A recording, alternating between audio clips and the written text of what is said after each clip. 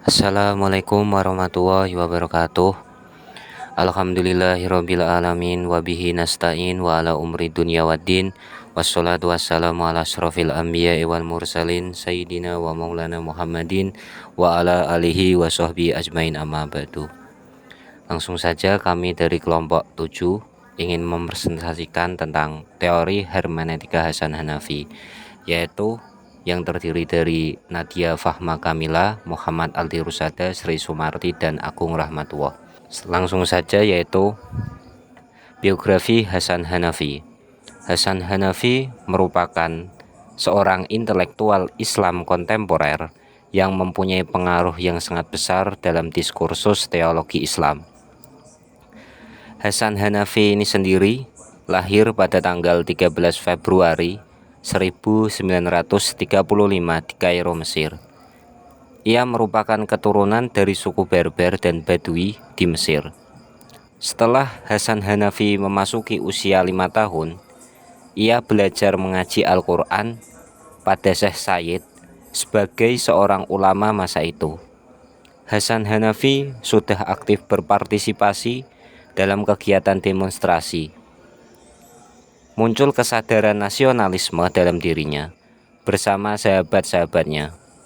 Hasan Hanafi sempat bersama-sama pergi ke sebuah asosiasi pemuda muslim untuk mendaftarkan diri sebagai sukarelawan perang. Namun, keinginannya itu tidak disambut positif oleh mereka. Peristiwa ini membangkitkan kesadaran mendalam bagi Hasan Hanafi tentang realitas politik yang dihadapinya. Ia menjadi sadar bahwasanya ternyata friksi kepartean lebih dominan daripada persoalan kebangsaan yang menyangkut kepentingan orang banyak. Selanjutnya yaitu untuk karya Hasan Hanafi akan dilanjutkan oleh Mbak Nadia Fahma Kamila. Waktu dan tempat dipersilahkan.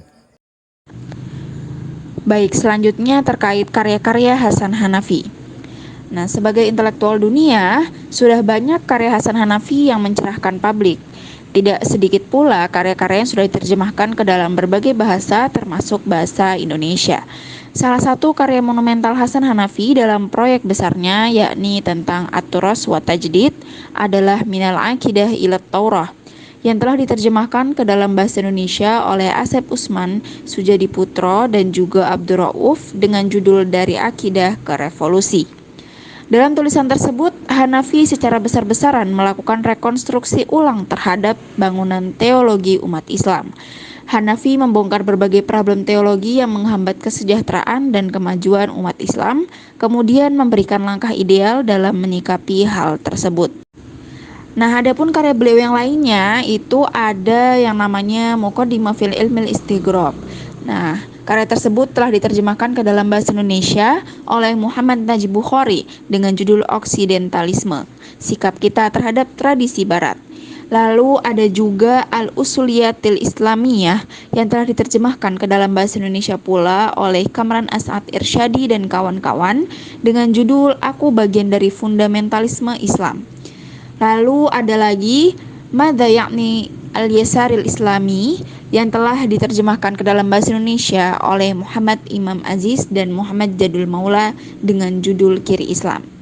Lalu ada pula Humumul Fikril Waton, At-Turath wal Asr wal Handasah yang telah diterjemahkan ke dalam bahasa Indonesia oleh Khairun Nahdiyin dengan judul Oposisi Pasca Tradisi. Dan yang terakhir ada karya beliau yang berjudul Dirasatil Islamiyah yang telah diterjemahkan ke dalam bahasa Indonesia pula menjadi 3 jilid. Yang pertama ada Islamologi 1 yang berisi kitab Dirasatil Islamiyah dari bab 1 sampai bab 2. Lalu ada Islamologi 2 yang berisi kitab Dirasatil Islamiyah dari bab 3 sampai bab 4, dan yang terakhir ada Islamologi 3 yang berisi kitab Dirasatil Islamiyah bab 5. Nah, kitab tersebut itu telah diterjemahkan ke dalam bahasa Indonesia oleh penerbit LKIS Yogyakarta. Mungkin sekian penjelasan dari saya terkait karya-karya Hasan Hanafi. Teori pemikiran hermeneutika Hasan Hanafi. Hasan Hanafi berpendapat Hermeneutika bukan sekedar membicarakan teknis penafsiran seperti pada hermeneutika metodis, juga bukan hanya hakikat peristiwa penafsiran seperti hermeneutika filosofis. Akan tetapi harus memperhatikan kepentingan praktis dan historis teks. Untuk mendapatkan pemahaman yang sempurna, maka harus membuktikan terlebih dahulu keaslian dari teks itu sendiri, yaitu dengan cara melakukan kritik sejarah. Setelah itu, hermeneutika ini baru dapat diterapkan. Dalam hal ini, terdapat 3 tahapan kesadaran, yaitu kritik historis, kritik eidetik, dan kritik praktis.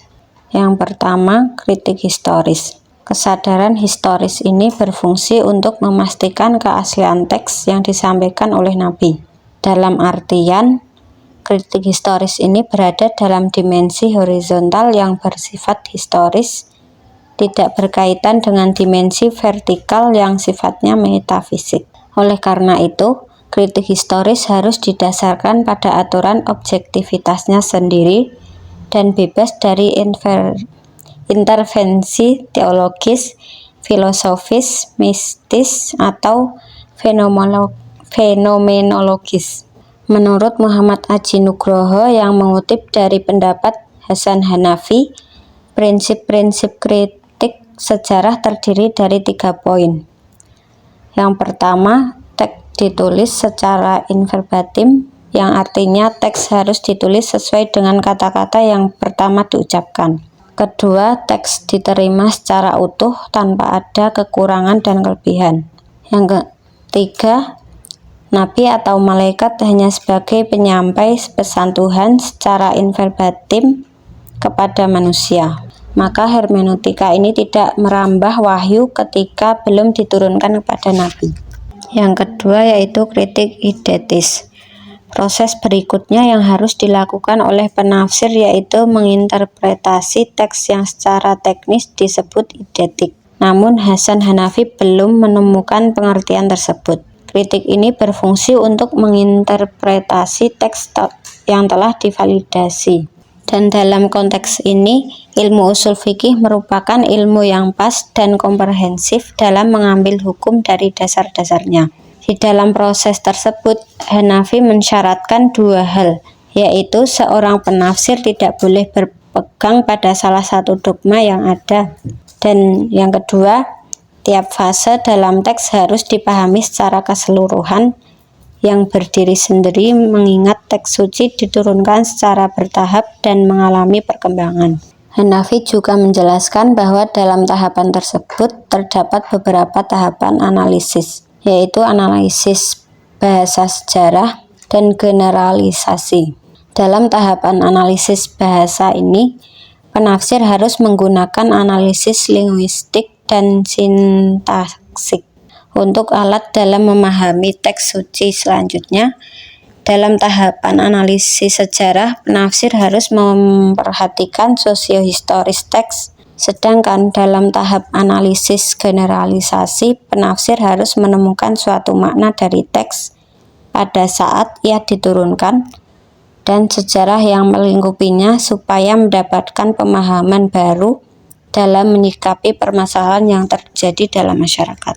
Yang terakhir yaitu kritik praktis. Selanjutnya pada tahapan kritik praktis ini, yang terpenting yaitu bagaimana hasil penafsiran dapat diaplikasikan pada kehidupan dan motivasi untuk kemajuan dan kesempurnaan hidup manusia tanpa adanya tahapan selanjutnya. Di sini saya akan menjelaskan mengenai langkah pemikiran hermeneutik Hasan Hanafi. Dalam mengaplikasikan hermeneutik terdapat metodologi dasar yang disebut segitiga triadik, yaitu yang meliputi 3 variabel pemahaman kehidupan yang terdiri dari pengarang teks dan pembaca. Menurut Hasan Hanafi, para penafsir seharusnya memulai penafsirannya dari realitas menuju praktis. Menurutnya, hermeneutika ini bisa memberikan perubahan dan mentransformasikan penafsiran dari sekedar mendukung dogma agama menuju pada gerakan perubahan dan dari tradisi kepada modernisasi. Inilah metode yang disebut dengan regresif progresif, yang berarti sebuah metode penafsiran dengan melakukan gerakan ganda, yaitu dari teks menuju realitas dan dari realitas menuju teks. Dalam mengaplikasikan metode ini, Hasan Hanafi memberikan berbagai rumusan, yaitu meliputi: yang pertama, mufasir harus memiliki komitmen politik sosial, yaitu harus memiliki jiwa revolusioner, reformis, dan aktor sosial. Yang kedua, penafsiran yang dilakukan bertujuan untuk mencari solusi atas berbagai persoalan umat yang dihadapi. Adapun metode yang ketiga yaitu menghimpun berbagai ayat terkait dengan satu tema, kemudian dibaca dan dipahami secara mendalam agar mendapatkan orientasi umum ayat yang kemudian menjadi nyata. Yang selanjutnya yaitu mengklasifikasikan berbagai bentuk linguistik. Metode yang kelima yaitu mengkonstruksikan makna sesuai dengan makna yang dicari. Adapun metode yang keenam yaitu menganalisa berbagai isu faktual yang terjadi di masyarakat, seperti contohnya penindasan, kemiskinan, ataupun masalah HAM dan isu-isu kemanusiaan lainnya. Yang ketujuh yaitu membandingkan antara teks dan realitas menggunakan ilmu sosial dan statistik.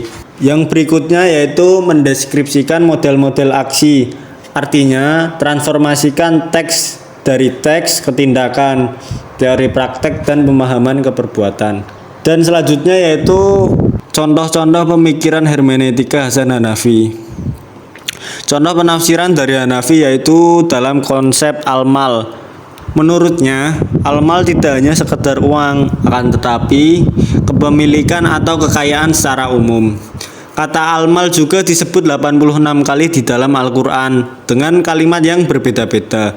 Seperti contohnya terdapat dalam surat Al-Fajr ayat 20 atau Al-Humazah ayat 2 dan sebagainya. Hasan Hanafi juga membagi makna yang terkandung dalam ayat-ayat tersebut menjadi 3 makna. Yang pertama bermakna kekayaan, kepemilikan, dan warisan berlaku untuk Tuhan, bukan untuk manusia. Ataupun yang kedua, kekayaan sebagai titipan dari Tuhan. Artinya kekayaan ini merupakan sebuah titipan dari Tuhan, bukan kepemilikan pribadi. Adapun yang ketiga, kekayaan sebagai alat yang sederhana untuk kesempurnaan manusia. Hasan Hanafi juga mengidentifikasi kandungan makna tersebut dengan memulainya pada kedudukan i'rab dari kata al-mal. Setelahnya mengklasifikasikan ayat berdasarkan kedudukan i'rab dan makna positif atau negatif. Kemudian ia menganalisa maknanya sampai membuat kesimpulan menjadi 3 bagian harta yang disebutkan di atas. Selanjutnya terkait kesimpulan dari pemaparan materi yang telah kami sampaikan. Hasan Hanafi lahir pada tanggal 13 Februari 1935 di Kairo, Mesir. Beliau merupakan intelektual Islam kontemporer yang berpengaruh. Karya-karya beliau mulai dari akidah revolusi, oksidentalisme, kiri Islam, dan lain-lain. Teori hermeneutika yang digunakan oleh Hasan Hanafi bukan sekedar teknik penafsiran atau hakikat penafsiran saja, melainkan memperhatikan kepentingan praktis dan historis teks, yaitu dengan membongkar problem teologi dan memberikan langkah ideal dalam menyikapinya.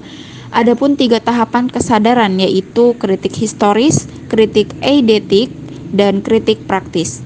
Langkah pemikiran Hasan Hanafi meliputi segitiga triadik, yaitu pengarang teks, dan juga pembaca. Berawal dari teks menuju realitas dan dari realitas menuju teks, lalu mufasir harus memiliki komitmen politik sosial serta menghimpun ayat-ayat terkait. Hasan Hanafi menawarkan metode penafsiran Al-Quran yang kontekstual, kritis, dan revolusioner. Hal ini menjadikannya relevan untuk dikaji dan diterapkan dalam studi Al-Quran di masa kini, terutama dalam konteks masyarakat yang menghadapi problematika sosial. Mungkin cukup sekian pemaparan materi dari kelompok kami. Kurang lebihnya mohon maaf. Wabillahi taufiq wal hidayah. Wassalamualaikum warahmatullahi wabarakatuh.